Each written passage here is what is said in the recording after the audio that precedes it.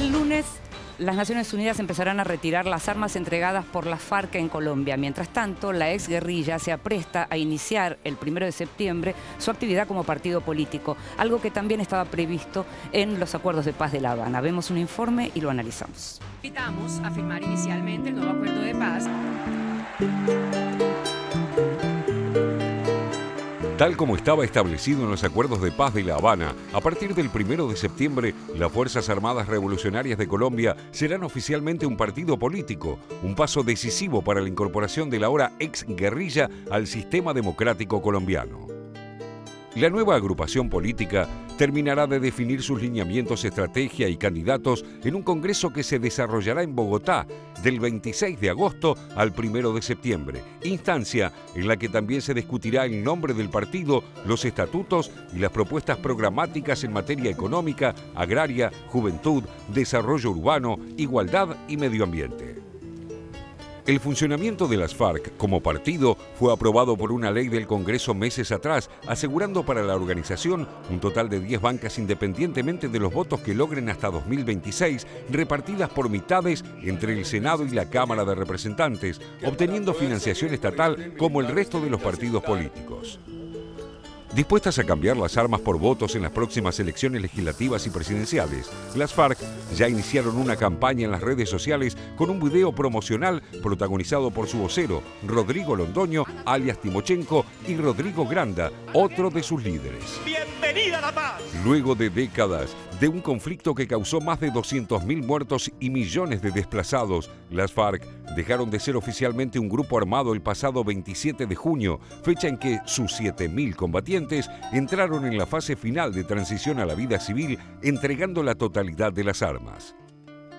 Tras ser refrendada por las partes, una versión revisada del acuerdo de paz en noviembre de 2016 y su posterior ratificación por el Congreso, el proceso sigue enfrentando no pocas dificultades. Desde entonces, ya fueron asesinados 7 ex-guerrilleros y varios familiares. Asesores legales de la FARC denunciaron que un grupo criminal no identificado ofrece $1 millón por matar a cada uno de los jefes de la organización.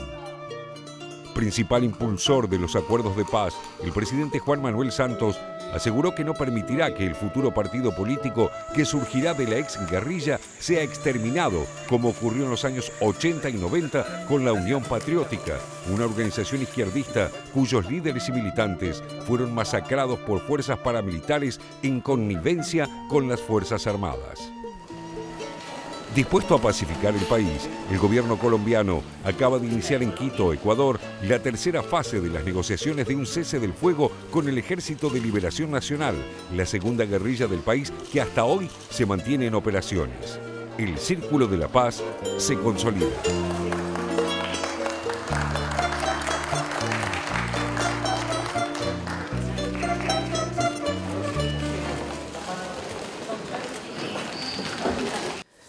La llegada de la FARC a la política colombiana no es un gesto más, no va a ser un día más. Hay gente que todavía está muy desconfiada de lo que puede llegar a pasar. Desde el lado de la FARC hay desconfianza de lo que pueda llegar a pasar con ellos, digamos, teniendo en cuenta los antecedentes de lo que fue el tema de la Unión Patriótica. Pero del lado del ciudadano común también todavía hay una desconfianza importante. Ahí va a haber que hacer un trabajo grande, ¿no? Sí, exactamente. Un trabajo que recién empieza, podríamos decir. Es un camino seguramente largo. El tema del Congreso del 23 de agosto al 1 de septiembre seguramente va a tratar de definir algunos aspectos de cómo va a ser el funcionamiento de este nuevo partido. ¿Cómo lo van a llamar? No va a ser FARC el partido. Sin duda. Sin duda. Entonces también la identidad que va a buscar ese partido. Y un gesto que lo mencionaba cuando presentábamos los temas al principio, que me parece interesante, o por lo menos atractivo, el tema de que hayan convocado el primer día del Congreso a todos los candidatos de todos los partidos, inclusive dijeron, incluimos a aquellos que estuvieran en contra de la paz, del acuerdo de paz, a que vengan a presentar cuál es su propuesta, cuál es su visión del país, cuál es su compromiso con la paz, ya que ellos ya han decidido que no presentan fórmula presidencial para el año 2018, quieren escuchar cuál es la propuesta de cada uno. No sé cuántos aceptarán esta invitación, pero indudablemente también es un gesto importante en pos de buscar esa integración, ¿no? No, la idea de ver personajes que, digamos, o personas, empecemos a hablar, de ver personas incorporadas a la vida política, a los medios, a las entrevistas, a la televisión, al parlamento. Sí, a la vida democrática. A la vida democrática, personas que estaban en la selva. Sí. Ahora, ¿sabes qué? Uno lo mira en Colombia y parece algo, digamos, muy novedoso. Uno repasa un poco la historia de América Latina de las últimas décadas y hay un montón de casos de guerrilleros que individualmente o como parte de movimientos se incorporaron a la vida democrática. El caso más claro, Tupamaros dentro del Frente Amplio. Llegaron a las presidencias. Llegaron a la presidencia, Dilma Rousseff. Pero el caso de Tupamaros es interesante porque no es simplemente un personaje. Uno puede decir Navarro Wolf del M-19, fue gobernador de Nariño en Colombia. O sea, pertenece a juega dentro de la política democrática hace un montón de años. Ahora, Tupamaros lo que es interesante, pero también el Frente Farabundo Martí es un caso análogo de El Salvador con Mauricio Funes, el primer presidente de izquierda de El Salvador.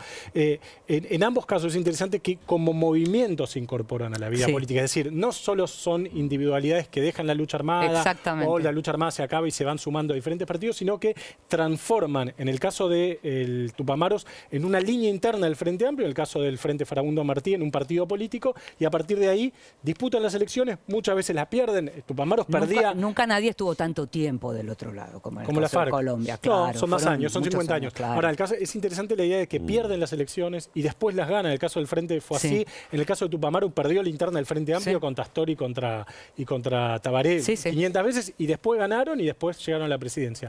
Hay que ver si las FARC colombianas siguen este camino. Por ahora solo tienen garantizadas unas bancas. 10 bancas. Claro. 10 bancas en diputados y en senadores por 8 años. Son 102 los senadores en Colombia, son 166 los diputados. Tiene un 82% de desaprobación entre la gente. Es decir, la gente realmente son muy impopulares, no los muy quiere. Esta es otra realidad. Hay un factor simbólico, la visita del Papa. El Papa estará en Colombia entre el 6 y el 11 de septiembre, es decir, pocos días después del 1 de septiembre, que es la fecha clave. Y otra fecha clave y muy importante es el 15 de agosto, porque ahí es cuando se debe regularizar la situación de los niños que están todavía viviendo con la FARC, en muchos casos son huérfanos, y bueno, el Estado va a tener que intervenir justamente para una mejor vida de ellos y sacarlos de la selva, claro. Natalia. Y uno de los desafíos, siguiendo lo que dice Jorge, también además va a ser vivienda y trabajo para esta gente. Y uno de los grandes dramas de la guerra, hablando de niños, son las 12.000 víctimas fatales que ha dejado las minas que hay en Colombia, donde afectan alrededor de 600 municipios. Hay un trabajo regional con Naciones Unidas que también se engancha con todo el tema de la dejación de armas y demás, que el 15 de agosto deberían ser retiradas en estas 26 zonas marcadas, pero el tema de las minas es serio porque muchos de estos trabajos los hacían niños y estos niños deberían ser reemplazados por militares, y en ese trabajo también, o sea, los niños eran los encargados de poner y los encargados de sacar, y son gran parte de las víctimas.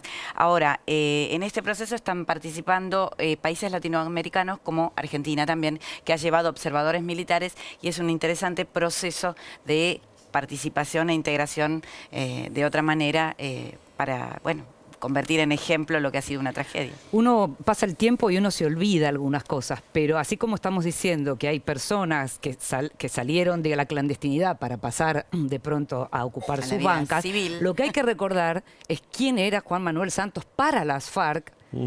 Y quién termina siendo, que finalmente es el presidente que terminó firmando la paz y posiblemente fue el ministro de Defensa más guerrero. Y fue el que atacó el campamento de Ecuador, donde murió Raúl Reyes. Y que hoy su enemigo número uno, el enemigo número uno del proceso de paz haya sido el presidente, que haya sido el jefe político de Juan Manuel Santos, que es Álvaro Uribe. Que no pudo tener un tercer periodo constitucional porque la justicia en su momento no se lo permitió. La Corte, sí, bueno, como sea, digamos, ahí se manejaron, no pudo. Y Barack Obama también. Y eso que tenía su, digamos... que mucha popularidad, ganaba caminando. Igualmente hay un dato que lo destaca Vargas Llosa en una entrevista que concedió ayer. Vargas Llosa dice, si Uribe no hubiera sido tan duro con la FARC y con los helenos, con el Ejército de Liberación Nacional, que hoy está negociando en Quito, justamente, las rutas de Colombia no hubieran sido despejadas. Y esto es real.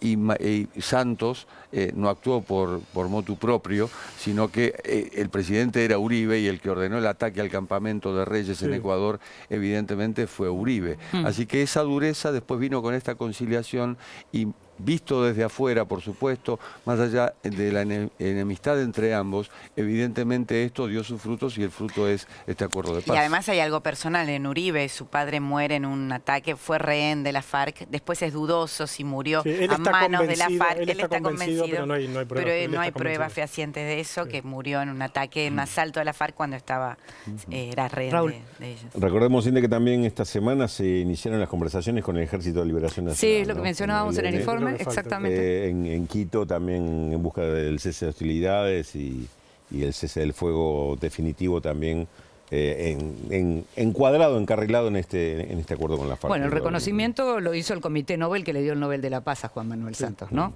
Ministro de Defensa Guerrero. Uribe, ¿no? De todo esto, porque quien se lleva la gloria es finalmente su enemigo número uno. Bueno, hizo el trabajo sucio Uribe. ¿No? Sí. Nos estamos yendo a una nueva pausa. Seguimos hasta las 2 de la tarde. No se vayan.